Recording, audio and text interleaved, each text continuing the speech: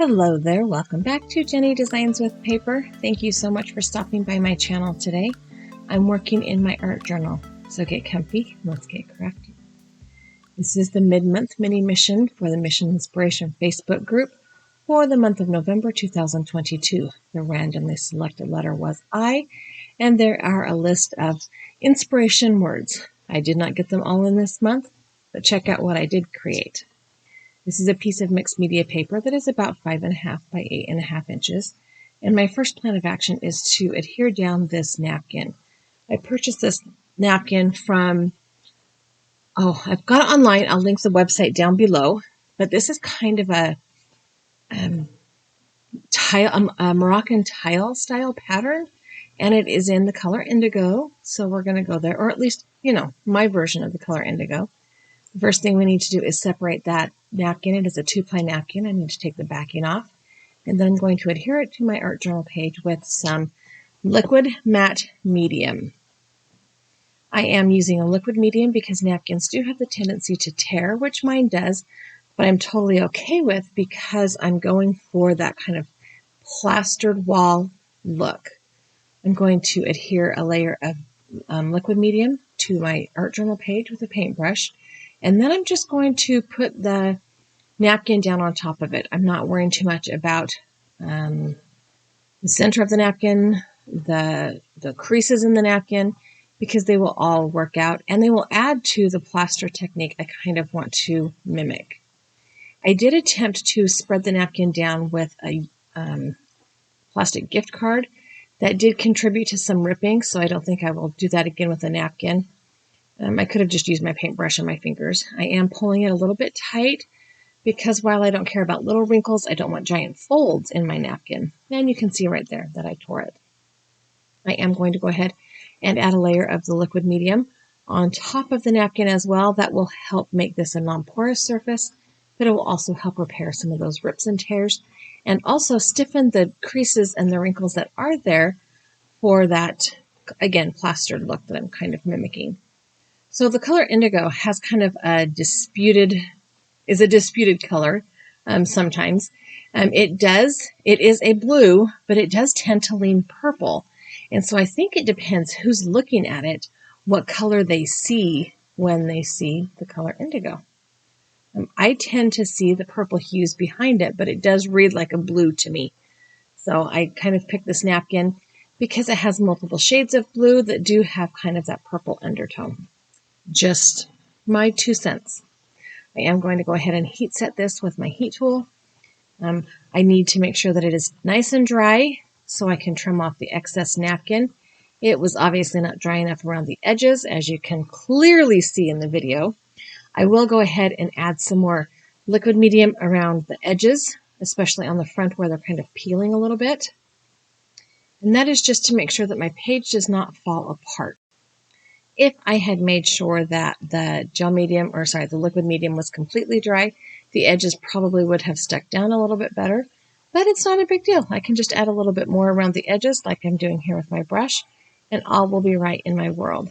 Once I get the edges sealed back down, I will go ahead and heat set that again. This is like 5 times normal speed. And then I'm going to add a layer of white gesso.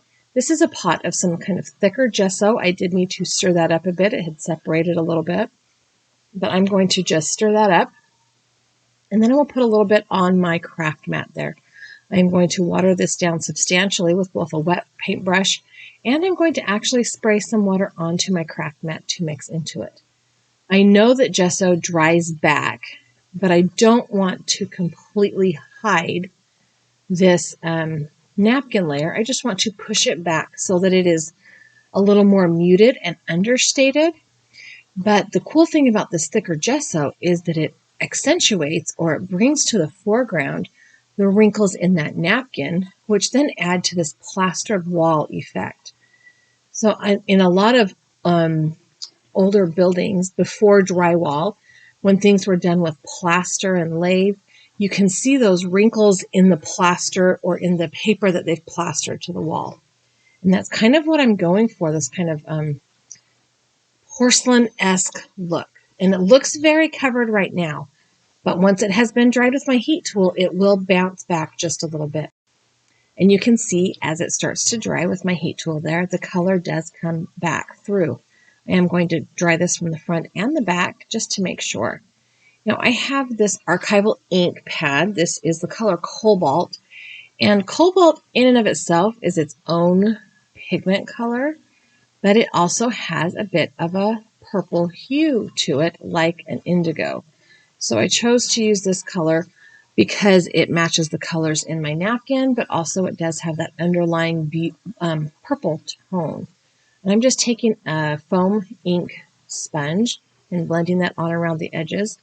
This is just to add more of the color, to add the ink, and to add a frame around the outside edges of my page so that it pulls your eyes toward the lighter center part of the art journal page.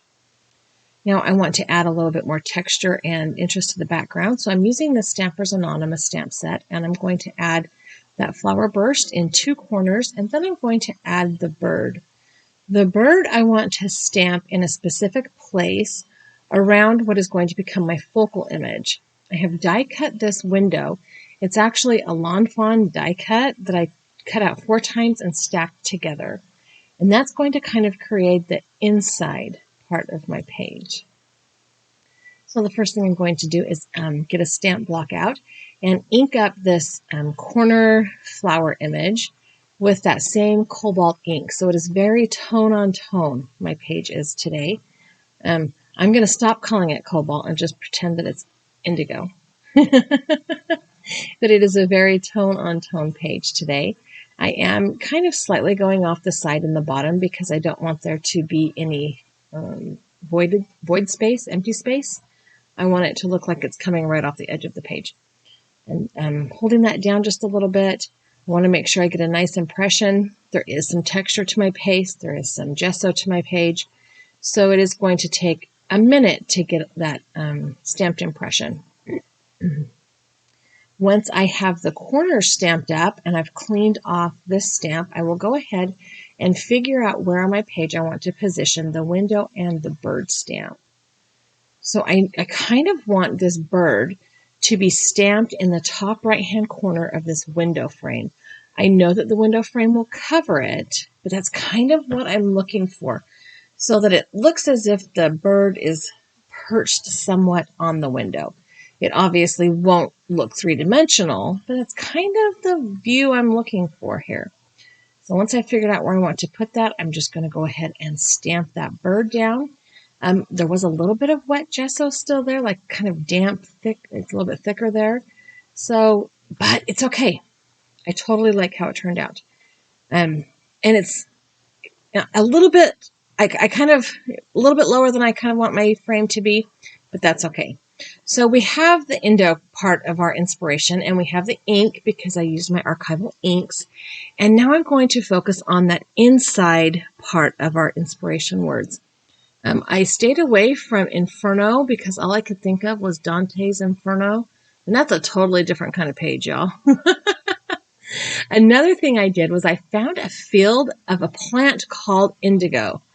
And I'm going to adhere this picture to the back of my window die cut so that it appears as if you are looking out a window from the inside onto a field of indigo.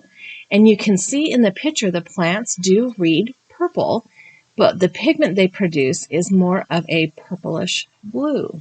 So kind of cool. I am using some liquid glue to adhere the picture to the back of my frame. I'm going to pick that window frame up with my tweezers so that I can kind of see a little bit better about where it is. I want a little bit of sky, but mostly I want the flowers. I'm just going to hold that in place for a minute until the glue has a chance to really grab that paper. And then I'm going to trim this off with a pair of scissors. And I just have my little Tim Holtz little shears. I like these because the thumb and finger hole are the same size, so you don't have to worry about which side is up or down. But also the grips are cushy, so your fingers don't get all sore from the hard plastic handles.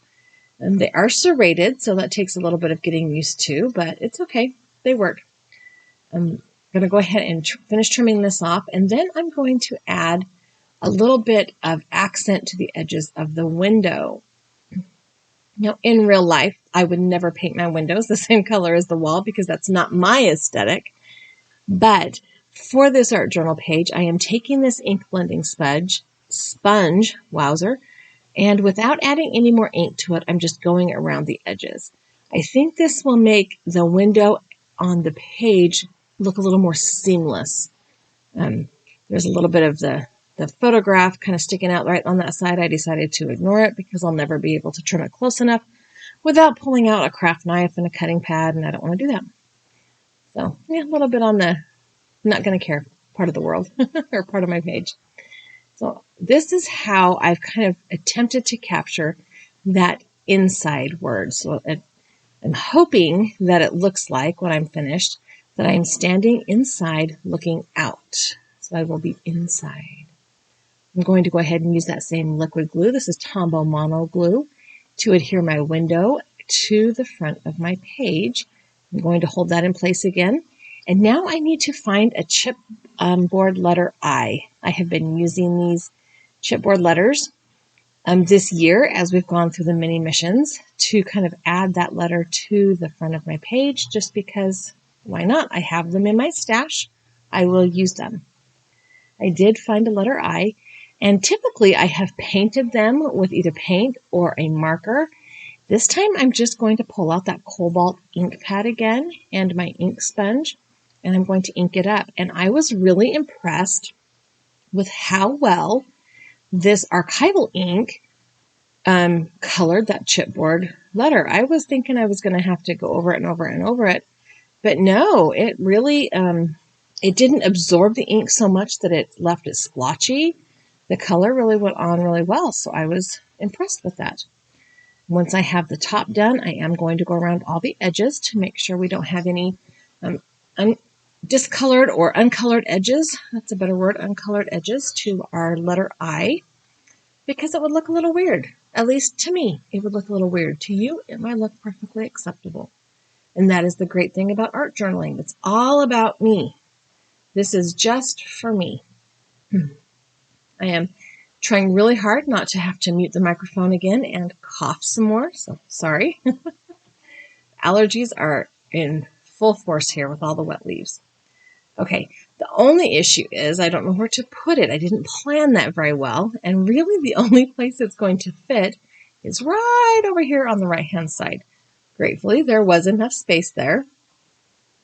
I did think I might have to put it kind of overlapping my window, and I totally did not want that. That would be not the look I was going for. So I'm going to go ahead and use some more of that Tombow glue. And then I'm going to find some I words. These are the Tim Holtz Chit Chat stickers, and they have just words.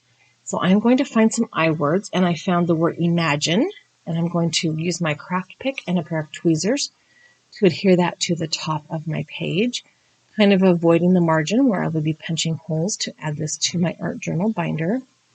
And then I'm going to select the word inspire. I like those words. They are I words. They fit perfectly on my page. It was a bit of a minute to get that one off the page. I did think that I needed a third word, though, that whole odd numbers thing.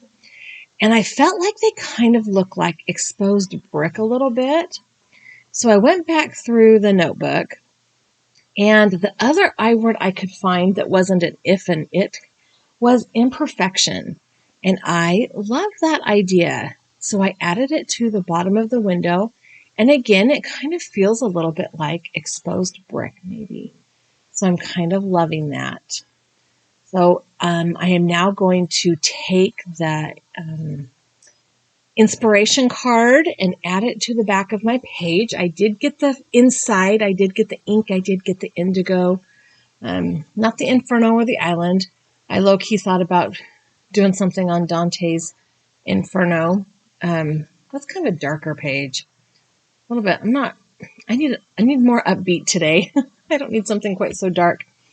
And there is an island called Indigo Island that's in the Bahamas, and one of the island, what was it called? The groups of islands off the Bahamas. But it has kind of a dark history as well. So I just went this route. I do need to sign my art journal page, so I will just write my name down on the bottom and date it 11/22 because I forgot what the actual date was when I was making this. So there we go. I am going to zoom in just a little bit so you can see the image of the indigo plant. And then I have a picture of the finished product. I hope you enjoyed this page. Thank you so much for stopping by my channel. I have added a couple of other videos here that I think you might enjoy. I've also added a subscribe button. If you have not yet subscribed to my channel, I would love it if you did. Leave me a thumbs up, leave me a comment, and have a really fabulous day.